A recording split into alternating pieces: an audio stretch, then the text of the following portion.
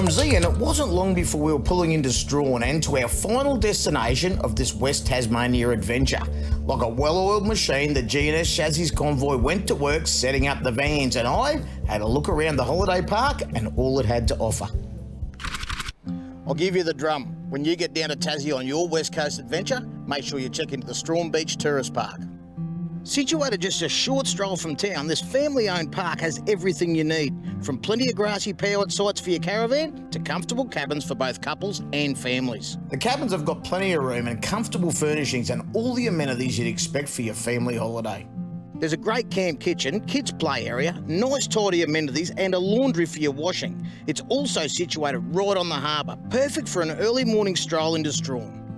To find out more about this park and to book your next holiday in West Tasmania, just go to holidayparksdownunder.com.au.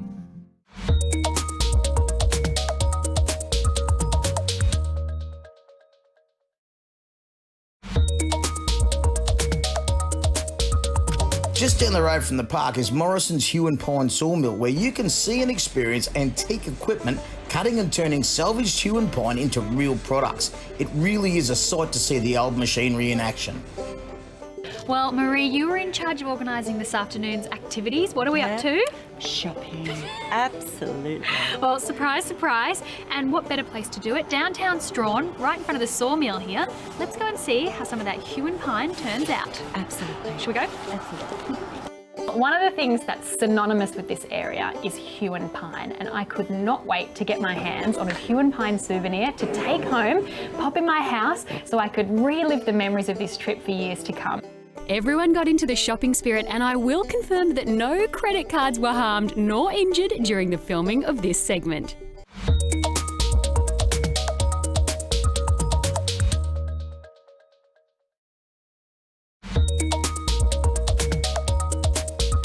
Bus! The train! The train! Well, Robbie said I can do whatever I want today, and I choose the West Coast Wilderness Railway. Oh, Maggie, you've been training for that one. Keep it on track, Robbie. I've got my ticket. I'm in the heritage class. I'm in the wilderness class. I've chosen Aiden and Marie to join me for a bit of a VIP experience. Well, let's hit the tracks. We all boarded and the convoy got split up. Robbie and the Saggers got stuck down in the wilderness class, so I hope they ended up with a decent seat. I don't think Macca heard me, but the wilderness class is a full VIP experience where you travel through beautiful landscapes, sipping champagne and being waited on by very friendly staff. It was a really lovely afternoon, looking at the carriage, the wilderness, the rainforest beside us, and yeah, just kind of whiling away the hours, having a nice chat. Along with the hospitality, our conductor provided some very poetic commentary. We are going to be travelling to a place that's so ancient and untouched. Feels like it's jumped from the pages of a fantasy fiction novel. A place where we don't only fight nature, but nature fights back. The views are spectacular, and passengers can take it all in from the luxury of wilderness class or from the open air platform like Aiden and Marie did for a special treat when crossing over the King River. I was really enjoying the trip and I was hoping that Robbie and the Saggers found a seat somewhere. We eventually pulled into our first stop at Lower Landing. Well, we've been on the train for about 45 minutes and we've pulled up at Lower Landing, which is the first stop on our journey through the hills. And this is a nice opportunity to stretch your legs, get yourself a cuppa and have a bit of a poke around, see how this amazing locomotion works. Continuing our railway journey, we left Lower Landing for our final stop at Double Barrel. Well, pretty unique experience here today. I'm up at the business end in the locomotive with James, our driver. How are you, mate? I'm good. Mate, this is your office, eh? Yes. Have a look out the window right now, folks. This is what James has got to put up with all day, every day. James has been working for the railway since the age of 18, so I picked his brain for a bit of an insight on how it all works. What's involved in driving this locomotive for the tours? Basically, because they're on an old Keep company. your eye on the bloody road, mate. They run old companies, they've got to sort the slack. So when they're in and out, like now you would have felt it jerk a little bit. Steam engine ain't get there very often, but on diesel you wash the tacho. So effectively, you're focusing on trying to keep the passengers comfortable back there so that you haven't got that slack coming and going. And of course, making sure there's nothing on the tracks. There's a bit to do up here. If the passengers aren't there, we don't get paid. Yeah. I mean, up here it's actually a little bit rattly. I was looking for something to steady myself, but fortunately they've put these here so you can hold on to them. Maybe you shouldn't have done that, eh? James was a wealth of knowledge and gave the passengers a smooth ride to Double Barrel. Robbie caught up with our friendly senior steward, Tom, whilst the rest of the convoy stretched their legs. Tom, we're having a fantastic time so far. Can you tell us a little bit about where we've ended up? We're currently at a little place called Double Barrel. This is a halfway point for the railway line in the middle of the rainforest, so there's no other way into this area but on the train line. We've chosen the River and Rainforest tour, so Double Barrel is as far as we'll go today, but you can book longer tours. From September to April, we do have what's called the Queenstown Explorer. So that's where we start in Strawn, we get here to Double Barrel, but then we keep going up and over the very steep hill all the way through to Queenstown. We spend a bit of time there so you can have a look around, get a real sense of the town as it was, and then we travel back through. It's a 8.5 to 9 hour day, but it is a lot of fun.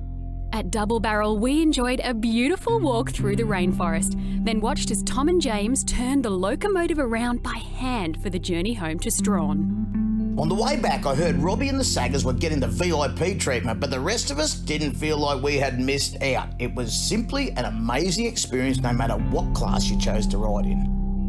Well, we have been absolutely spoiled rotten all day. We've had Devonshire tea and scones, now we're having a lovely hot pumpkin soup, chicken sliders, and I'm told there's something sweet on the way. VIP.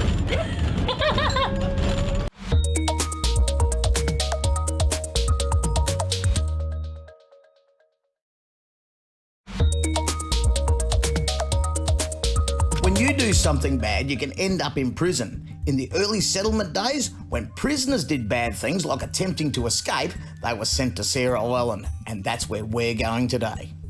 Just the cruise itself gave us spectacular views, and that alone would have been enough. But our guide Kaya from the Round Earth Company had plenty more in store for us. So welcome to Sarah Island. Okay, Sarah Island was the very first settlement for secondary offenders, and it was designed to be a place of banishment, complete banishment from all society. One thing prisoners like to do is escape, and in 3 months, the first successful escape took place, but not without a little drama. If you've got 7 of them all together, and you've got 1 axe and no other food, what do you reckon they did to survive? Oh no! They ate each other. Kaya kept us all entertained with stories about the island in the early 1800s. We toured old ruins like the solitary confinement building, and she took us back in time, going through the process of how ships were built and launched for the British Empire. So they would have fitted the keels into the keel rung and then supported the hulls using slider rails attached to these platforms to launch the vessels backwards, stern first, off the slip. She was so committed to telling the story of how they built over 130 ships in the 12 years that convict settlement was running. She recreated the whole thing, got in the water and showed us the various depths of the slips where they would have launched those boats. Now, to launch these vessels down into the deep water, you have to launch them gently. So there's a step-like pattern. There's a second level of timbers under this, and then it drops down to the harbour floor. I tell you what, I have found learning about Australia's early history and convicts in particular here at Sarah Island absolutely fascinating. Absolutely, Macca. And if you want to find out any more about this particular penal colony, just head to whatsupdownunder.com.au, click on the magazine tab to subscribe for our free online content. Our final stop of the cruise was Bonnet Island, just a little over 2 hectares of land supporting a lighthouse servicing the entrance to Macquarie Harbour, an area known as Hell's Gate. And from the looks of it, I reckon they named it appropriately. I could not fathom how that was the only way into the port for the old ships back in the day. Truly amazing, very troublesome, and I imagine that along the bottom of that sea there is a number of shipwrecks to tell the story.